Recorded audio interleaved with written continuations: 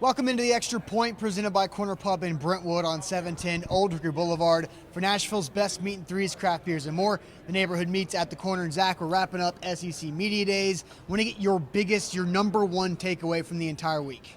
Well, my first reaction is that Nick Saban owns this place, right? Yeah, when he comes in, that is true. He's like the president of the United States. Correct. But my one big takeaway, actually, it's a local takeaway, and it has to do with Derek Mason. You touched on this on a couple of videos that we did earlier in the week. I think his swagger level has increased with the bowl bid high last swag year. meter, yes. Yeah, very high swag meter. He came in here looking good. Yeah. And you know what? And that has been reciprocated within his players. Kyle Shermer, Ralph Webb, Oren Burks, they all came in here very confident. And that's something that you don't see from Vanderbilt that often. So I'm going to go with Derek Mason coming in here saying we're on the rise, jump on board. And I think that they could disrupt some things. They got a tough schedule, but I'm going to go with Derek Mason. I agree with you on your first point about Alabama. Nick Saban owns the entire thing, the fans in the lobby and all that stuff. So that's an easy takeaway for that. I'm going to stay in the SEC East. I'm going to say the entire pecking order, 1 through 7 of the SEC East, is up for grabs.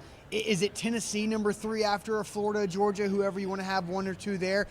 Kentucky, Vanderbilt, South Carolina have a chance to jump up and be that number 3 team ahead of Tennessee, where historically and traditionally it's Florida, Georgia, Tennessee vying for that SEC East title. And I think a lot of teams have a chance to bump up a couple spots in their own pecking order and have a chance to build the program. I'm not saying you're going to see those teams have a chance to win the East this year, but establish that they have a chance to contend down the road in the future. A bonus question before we get out of here on our last day of SEC Media Days. Who are you most impressed with as a player that you talked to or saw just in the interview process that kind of wowed you and said, well, I did not expect this guy to talk like this or carry himself that way?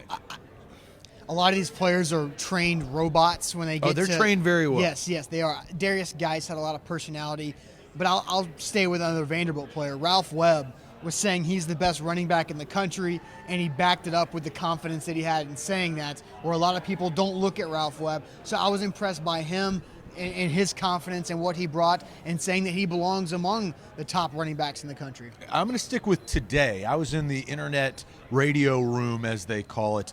Jake Bentley. Bentley looks like a high school kid because he kind of is a high school kid. Well, now he's a college freshman. Yeah, maybe technically. He barely can shave. But this guy, he's got confidence. He sat there and he was joking around with the media. He sat there and he said, look, I don't care what any of you media guys say.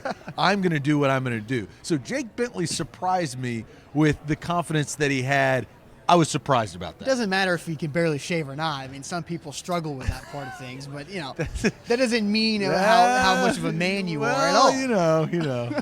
That's today's Extra Point, brought to you by Corner Pub in Brentwood on A to Z Sports Nashville.com.